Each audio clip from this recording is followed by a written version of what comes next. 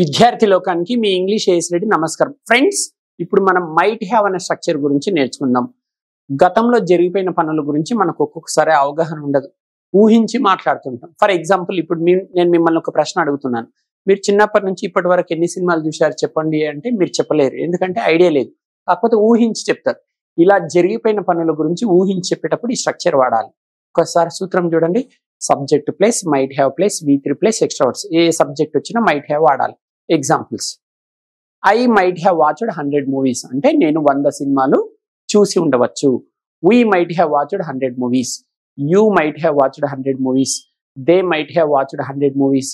He might have watched 100 movies. She might have watched 100 movies. చక్కగా అర్థమైందని ఆశిస్తూ సెలవు.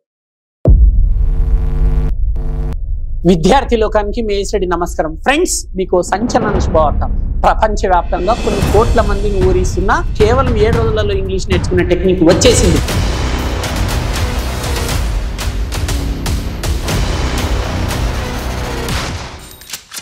Indian popular spoken English trainer mister A S Reddy గారిచే కలం కాగితం లేకుండా కేవలం 20 రోజుల్లో ఇంగ్లీష్ నేర్చుకుందాం రండి.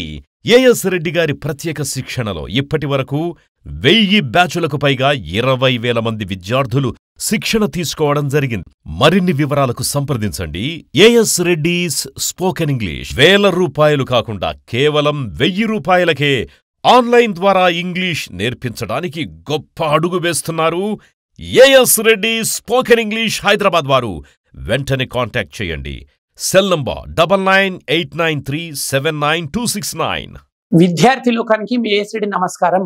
నా తల్లిదండ్రుల, గురువుల మరియు సరస్వతి మాత ఆశీస్సులతో నేను ఇప్పుడు 2 తెలుగు రాష్ట్రాలలోని విద్యార్థి లోకానికి ఒక సంచలన శుభవార్త తెలియజేస్తున్నాను.